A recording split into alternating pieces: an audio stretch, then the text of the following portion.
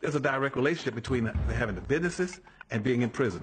Go find see how many Asians you can find in American prisons. They ain't gonna be in there. But 51% of your prison will be black because blacks don't have any businesses and industries. There's a direct link. Blacks won't practice group economics. Blacks won't practice group politics.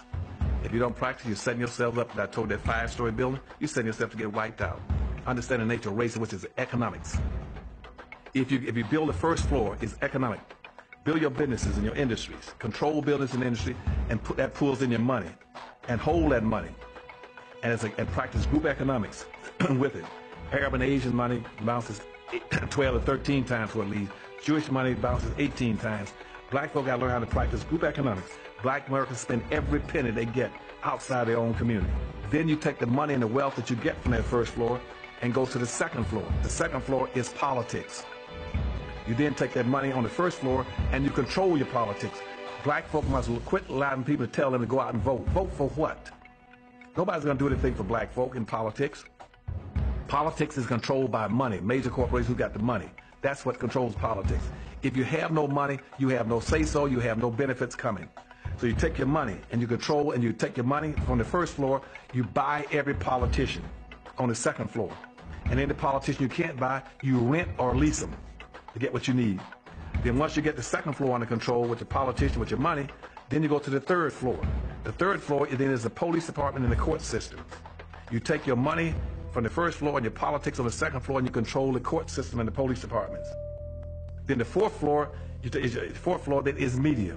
You then take the money that you generate off the first floor from business and industries, and you go after radio stations, TV stations, newspapers, and cable systems, so that you can now inform and communicate with your own people. Right now, black folk only control less than 35 thousandths of 1% of the media in the United States. Out of 12,000 radio stations, black folk own about 75, 80. That's all. You own no cable systems. You don't have a daily newspaper. You have nothing of importance. You got about one black TV station. And so you can't communicate with your people. You can't inform your people. You can't do anything. You can have Rush Limbaugh and all the rest of the guys talking about racism all day long and bad-mouthing you, and O'Reilly's. They can call black folk all kind of names all day long. What are you going to do? You can't respond. You can't communicate with your own people because you don't have an economic base. 51% of all the prisons in the United States are black people. You only make up 12% of the population. That's no accident. It's because you don't control the economics and the politics. And they're going to go after the weakest people they can get their hands on to incarcerate. That's the black folk. And what are you going to do in response to them when they over-incarcerate you? You're going to go out and have a march, a demonstration. We're going to march. March for what? Who cares? March, they never changed anything. First came out of slavery, blacks were relatively successful because they understood the importance of one thing, and that was to learn how to own and to control, get resources, because that was the whole purpose of slavery. Slavery was basically to maldistribute almost 100% of all this nation's wealth, resources, privileges, and controls of all levels of government into the hands of the dominant white society. And it was very effective. It did an excellent job. And slavery came into existence in the 1500s. It had a very specific purpose. Slavery was an economic issue, not a social issue.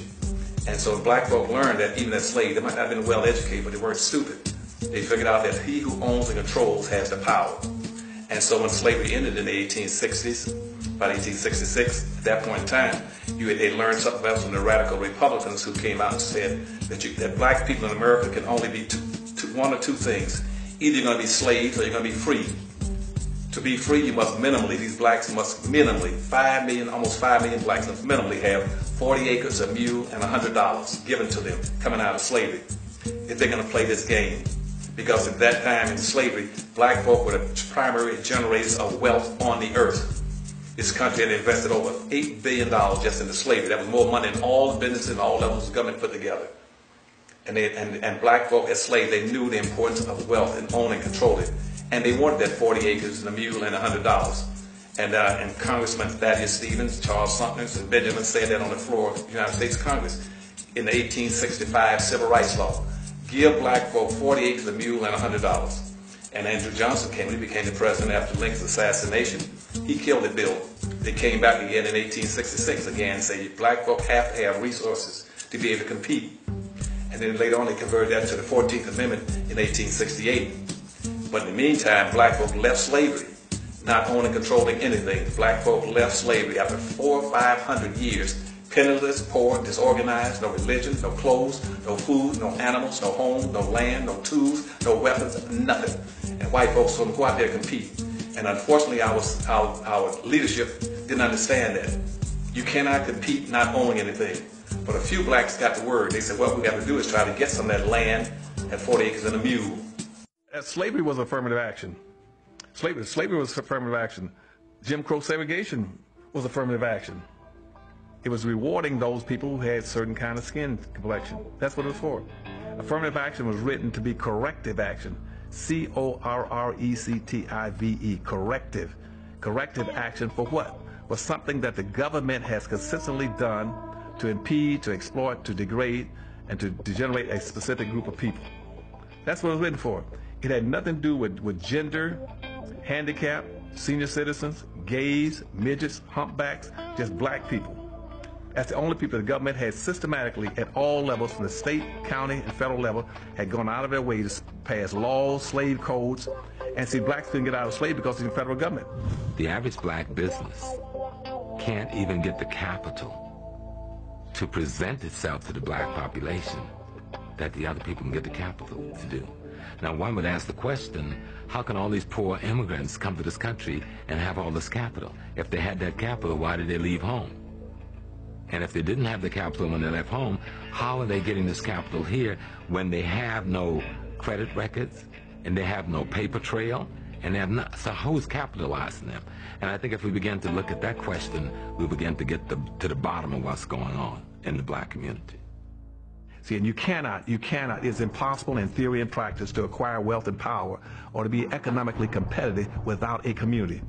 And right now in America, black folk do not have not one single solitary community in America.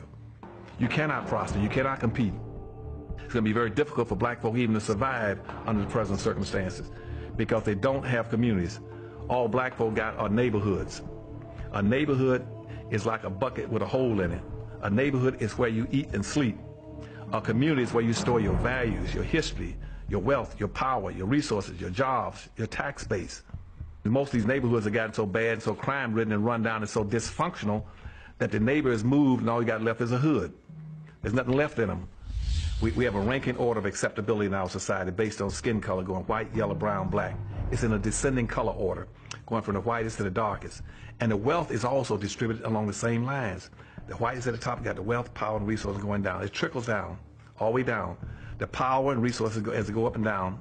The further you go away from the white, the thinner it becomes, the weaker it becomes. And black folk are not that silly. They can say, consequently, if I want something, I'm going to try to identify with anything as close to white as possible. And that's why you come up with this saying all the time about white ice is colder than black ice. They want to identify with it. But they never understand that rather than identify with it, why don't you go acquire your own? Then your black ice will be just as cold as white ice.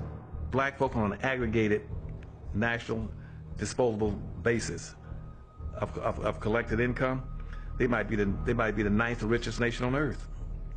Right now, if I take all the black folks' money annually and aggregate it, they might be they're richer than maybe Sweden, Canada, India, Pakistan, whole bunch of countries, Thailand, folks most all put together. But the difference is, what I keep trying to tell blacks, it doesn't make any difference because it's not aggregated.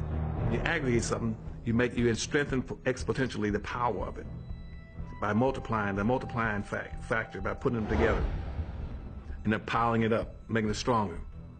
But unfortunately, we are the only people that don't want that to occur. Because, you know why? Because traditionally, whites saw black folk aggregate as being a negative. And we see everything through the eyes of whites. Typically, anytime anything that exceeds more than 6% of something that's black, that whites are in charge of it, and you get more than 6%, that sets off an alarm in the white society. If I move into a neighborhood and I'm the only black, whites will accept the one black or the two blacks. But the minute you start getting up further than that, they go on alert. So by the time you hit 6, you know what happened then? They started putting their houses up for sale. If I go in an organization, I got one black in that organization, and it's all white organization, they'll accept the one black or two blacks. But the more blacks you come in trying to integrate, that becomes a threat to the dominant society. and they'll either move out of that organization, move out of that neighborhood, or even go to their school and take their kids out of school. And where are they going to move? They're not going to move to a more integrated society. They're going to move back with their own people. When a white person takes his kid out of a school, out of an integrated school, he's not going to go and try to find another integrated school. He's going to take his kid to a segregated academy, a charter school, or an all-white suburb.